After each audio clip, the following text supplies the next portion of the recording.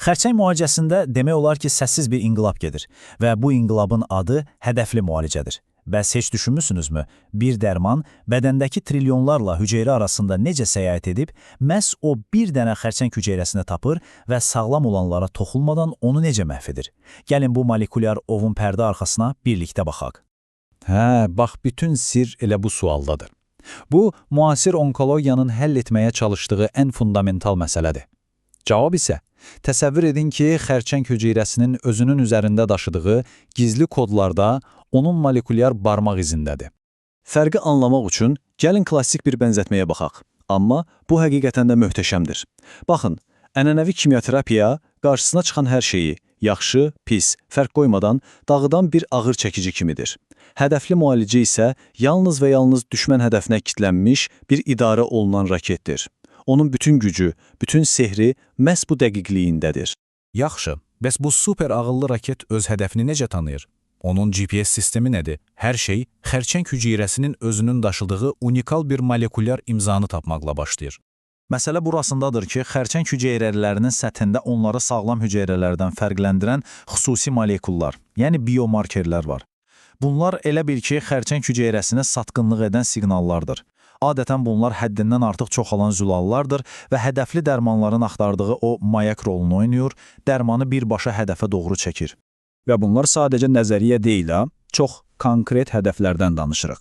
Məsələn, İcifir adlı hədəf çox vaxt ağciyər və yoğun bağırsaq xərçənglərində peyda olur və ya HER2 bəzi süd vəzi xərçənglərinin əsas günahkarıdır.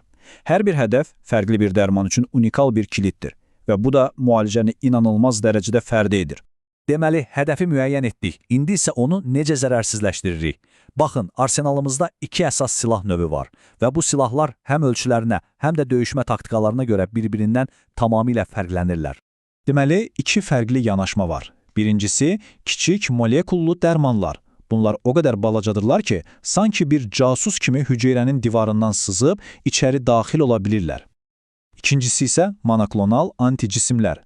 Bunlar daha böyükdür, əsl döyüşü hüceyrənin çölündə, onun səthində aparırlar. Gəlin, hər birinin necə işlədiyinə daha yaxından baxaq.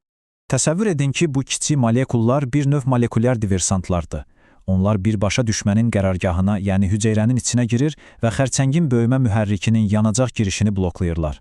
Sanki avtomobilin yanacaq çəninə səhv yanacaq doldurub mühərriki sıradan çıxarırlar. Nəticədə hüceyrənin böyüməsi üçün lazım olan siqnal zənciri daxildən tamamilə iflic olur. Monoklonal anticisimlər isə sanki hüceyrənin çölündəki keşikçilərdir. Onlar xərçəng hüceyrəsinin səthindəki o mayaka yapışırlar və ya böyümə siqnallarının gəlməsini əngəlləyirlər, ya da daha təsirlisi, hüceyrənin üzərinə bir hədəf bayrağı taxırlar. Bu sanki anticisimin xərçəng hüceyrəsini tutub bədənin öz immun sisteminə qışqırması kimidir. Hey, düşmən buradadır, gəlin onu məhv edin.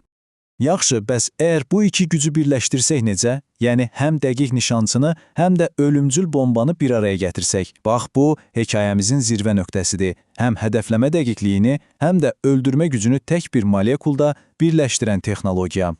Bilirsiniz, bu ideya əslində heç də yeni deyil. Təsəvvür edin, 100 ildən çox əvvəl, hələ 1900-cü ildə alim Paul Ehrlich sağlam toxumalara zərər vermədən yalnız xəstəliyi hədəf alan sehirli güllələr arzulayırdı. Bugün o arzu heyrətamiz bir reallığa çevrilik. Və bu sehirli güllənin müasir adı anticisim dərman konjugatı, ya da qısaca ADC-dir. Bu, bizim idarə olunan raket bənzətməmizin demək olar ki, birə-bir reallaşmasıdır. Hədəfə kilidlənən bir anticisim və ona bağlanmış çox güclü bir kimyaterapiya, yəni döyüş başlığı.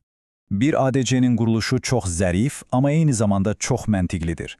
3 əsas hissəsi var. Anticisim, bu bizim GPS navigatorumuzdur, düzgün ünvanı tapır. Dərman yükü, bu döyüş başlığıdır, yəni partlayıcı maddə və bəlkə də ən vacibi, bağlayıcı. Bu elə bir ağıllı qıfıldır ki, döyüş başlığının vaxtından əvvəl, yəni sağlam hüceyrələrin yanında partlamasının qarşısını alır. İndi isə gəlin əməliyyatın özünə baxaq. Çox möhtəşəmdir. ADC qan dövranında üzür, hədəfi axtarır və tapdı, ona yapışır. Sonra ən maraqlı hissə başlayır. Xərçəng hüceyrəsi bunu zərərsiz bir şey bilib, onu bütövlüklə udur. Əsl Troya atı kimi. Hüceyrənin içində isə bum, bağlayıcı qırılır, zəhərli yük sərbəst qalır və hüceyrəni daxildən məhv edir. Sağlam hüceyrələrə isə demək olar ki, heç nə olmur. Bu dəqiqliyin zirvəsidir. Amma bir dəqiqə.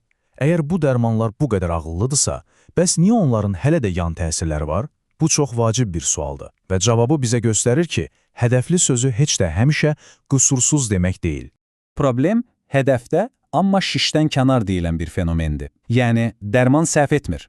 O, tamamilə düzgün hədəfi vurur. Sadəcə, bəzən həmin hədəf təkcə xərçəng hüceyrəsində yox, az miqdarda da olsa, bəzi normal sağlam hüceyrələrimizdə də olur. Gəlin, bayaqçı EGFR hədəfini götürək. Dərman gedir və xərçəng hüceyrəsindəki EGFR-ı bloklayır. Nəticə superdir. Amma məsələ burasındadır ki, eyni EGFR zilalı bizim dəri hüceyrələrimizin normal fəaliyyəti üçün də lazımdır. Dərman ora çatanda fərq qoymur. Oradakı EGFR-ı bloklayır. Nəticə dəridə səpkilər. Yəni dərman səhv işləmir, əksinə o qədər dəqiq işləyir ki, bu da belə bir paradoks yaradır. Və əlbəttə ki, hekayə burada bitmir. Qarşıda daha böyük bir düşmən var, xərçəngin özü. O, heç vaxt asanlıqla təslim olan bir rəqib deyil və zamanla bu ağıllı dərmanlardan yayınmağı öyrənir. Xərçəngin müqavimət üsulları çox yaradıcıdır. Bəzən hədəfin özü formasını dəyişir, bizim açarımız artıq qıfla uyğun gəlmir. Bəzən də hüceyrə tamamilə yeni dolambac yollar tapır, bizim blokladığımız əsas yolu dövrə vurub keçir. Bu sanki təkamülün sürətləndirilmiş bir versiyasıdır, alimlərlə xərçəng arasında davamlı bir silahlanma yarışı. Bütün bunlar bizi gələcəyə gətirir. Xərçəng təkamül etdikcə elm də yerində durmur. Bəs gələcəyin sehirli güllələri necə olacaq? Bəlkə bir neçə hədəfi eyni anda vuran, ya da xərçəngin müqavimətini əvvəlcədən təxmin edib, onu qabaqlayan daha ağıllı dərmanlar görəcəyik? Bu sualın cavabı onkologiyanın sabahını və milyonlarla insanın ümidini müəyyən edir.